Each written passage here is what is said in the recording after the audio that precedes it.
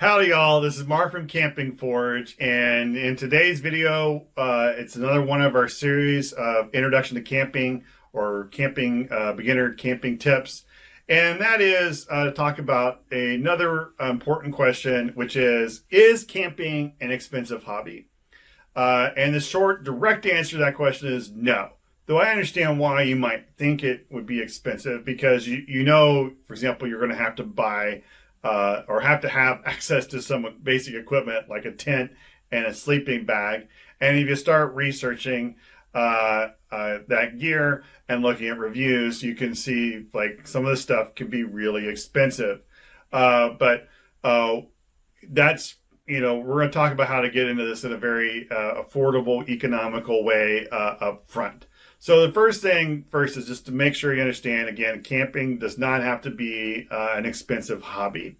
And I don't mean this by going to some kind of crazy frugal thing. Like, for example, I remember I've seen some stuff, people going online and saying like just making an improvised shelter out of like a shower curtain and sleeping on like a cot like that's from like a swimming pool. We're not talking about that. We're talking about using extra quality gear at an affordable price.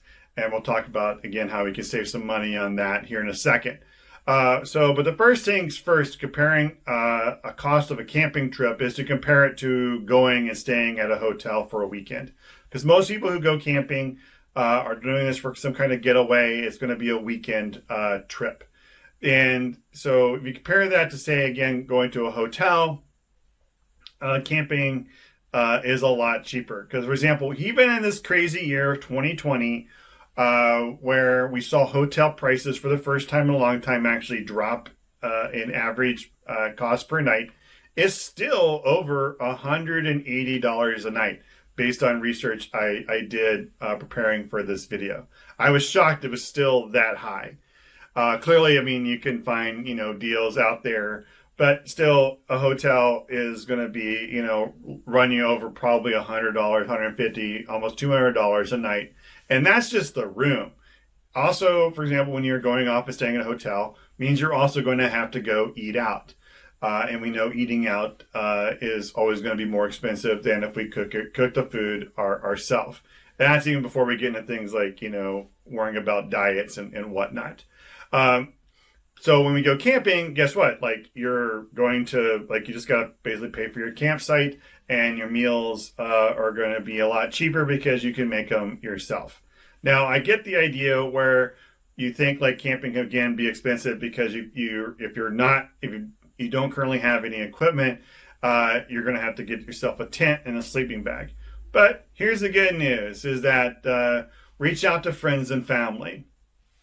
Your friends and family you'll probably know somebody who goes camping, or they're going to know somebody who goes camping, and they'll have that means that's gear you can probably borrow from them, particularly if you're new to camping and you're not sure you're ready to go really commit. So you just want to make sure, hey, I'm going to go out there before I buy a tent and sleeping bags. You can actually borrow the gear from someone.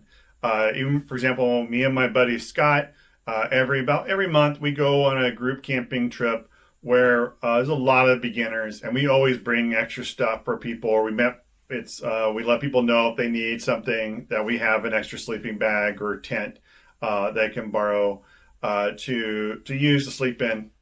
And I would say, actually, from a gear you need, the only thing you probably need that you don't own at home right now is a tent.